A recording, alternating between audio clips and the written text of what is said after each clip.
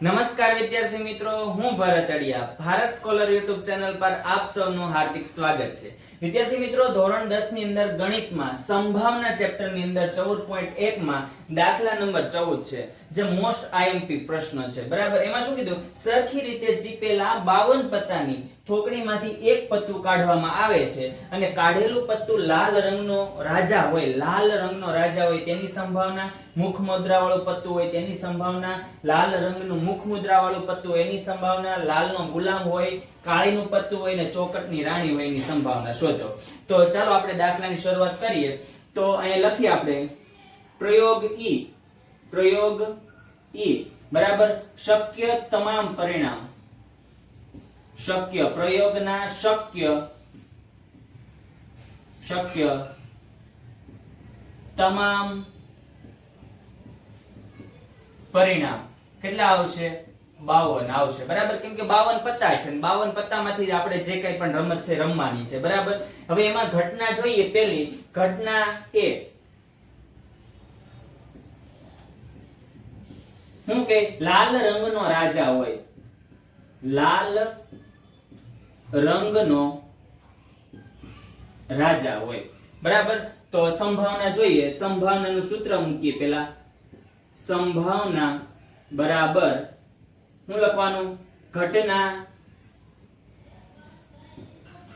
એના શક્ય પરિણામની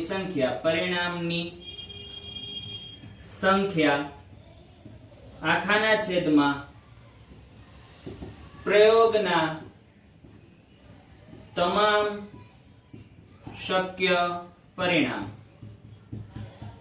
હવે અહીંયા ધ્યાન આપજો વિદ્યાર્થી મિત્રો, શું કીધું? લાલ રંગનો રાજા હોય. તો લાલ રંગમાં કઈ પત્તો આવે? એક તો ચોકટ આવે અને એક લાલનો. બરાબર, એમાં રાજા કેટલા છે? તો કે 2.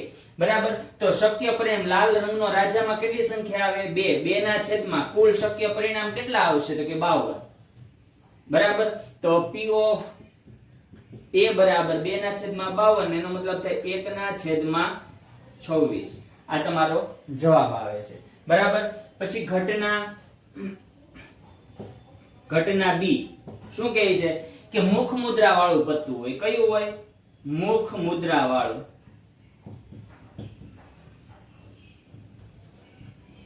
હવે મુખ મુદ્રા વાળું પત્તામાં જો એક લાલ આવે, બરાબર, એક ચોકટ આવે, ફુલ્લી આવે અને કાળી આવે. 4 પત્તા આવે. ચારે ચારમાં 3 મુખ મુદ્રા વાળો હોય. એક રાણી હોય, ગલ્લો હોય અને એક બાદશાહ હોય. 3. બરાબર, એટલે 12 પત્તા આવે ટોટલ. આખા ઓલામાં કેટલા પત્તા આવે? 12. તો P ઓફ B બરાબર કુલ પત્તા એટલે કે શક્ય પરિણામ કેટલા છે? તો કે 12 ઘટનાના. અને તમામ શક્ય પરિણામ બરાબર સાનુકૂળ પરિણામ 12 છે અને તમામ શક્ય પરિણામ કેટલા? તો કે 52.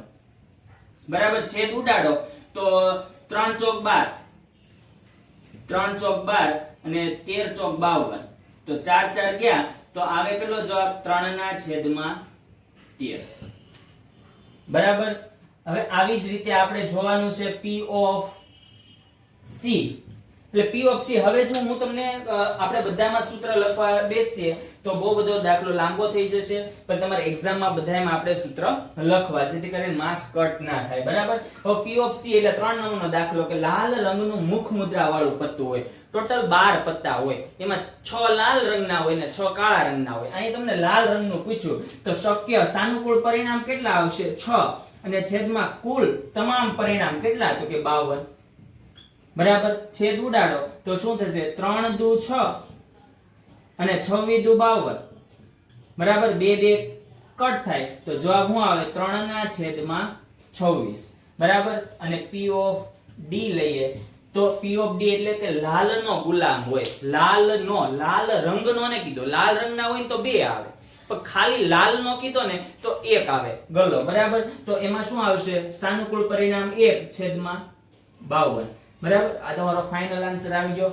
P ઓફ E બરાબર P ઓફ E. કાળીનું પત્તું, કાળા રંગનું ની કાળીનું પત્તું હોય એવો. બરાબર, તો કાળીના કેટલા પત્તા આવે? તો કે 13. બરાબર, કાળીના કેટલા પત્તા આવે? 13. 13 ના છેદમાં 52. બરાબર, તો 52 એટલે 13 ચોક 52. તો જવાબ કેટલો આવે? તો કે 1 ના છેદમાં 4. બરાબર, અને છેલ્લો છે P ઓફ F. બરાબર, અહીંયા શું કીધું? ચોકટની રાણી, ચોકટ એટલે ચોકટમાં રાણી કેટલી છે? એક જ આવે, બરાબર. ચોકટની રાણી કેટલી આવે? તો કે 1/52, બરાબર. જો તમને દાખલો સમજાઈ ગયો હોય તો વિડીયોને લાઈક કરો, શેર કરો અને ચેનલને સબસ્ક્રાઇબ કરો. હવે આપણે જોઈએ દાખલા નંબર 15. દાખલા નંબર 15 માં કીધું 5 ચોકટના પત્તા છે, 200 ગુલામ, રાણી અને રાજા. એટલે પ્રયોગના શક્ય પરિણામ કેટલા થશે? તો કે કેટલા થશે? 5, બરાબર. તો અહીં લખતા જઈએ પ્રયોગ એ, બરાબર. શક્ય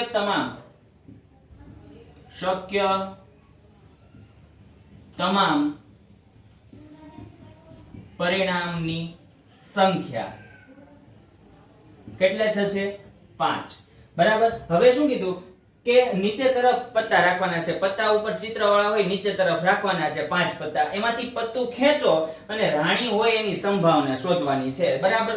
તો ઘટના એ કે પત્તું રાણીનું હોય તેની સંભાવના, પત્તું રાણીનું હોય તેની સંભાવના, બરાબર. સંભાવનાનું સૂત્ર એકવાર લખું છું. સંભાવના બરાબર ઘટનાના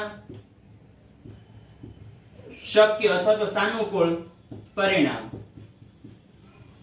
ની સંખ્યા છેદમાં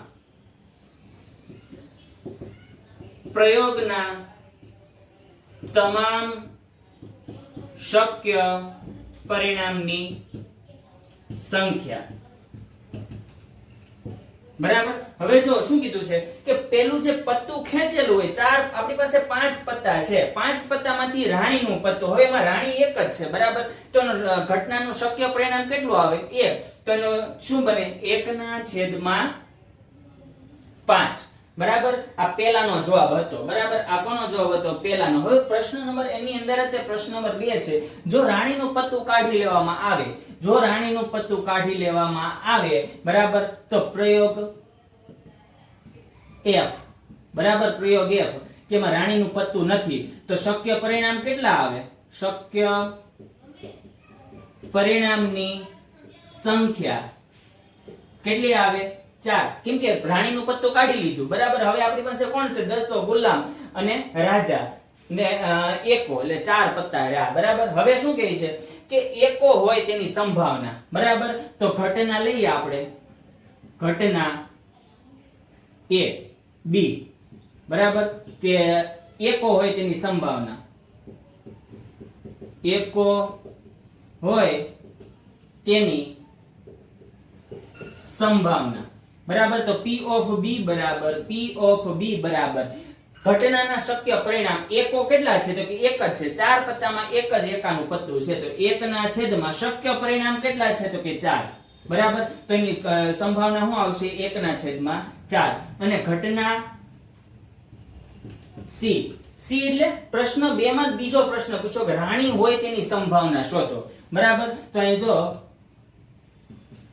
રાણી લખાઈ ગયું, રાણી હોય તેની સંભાવના, બરાબર. તો P of C.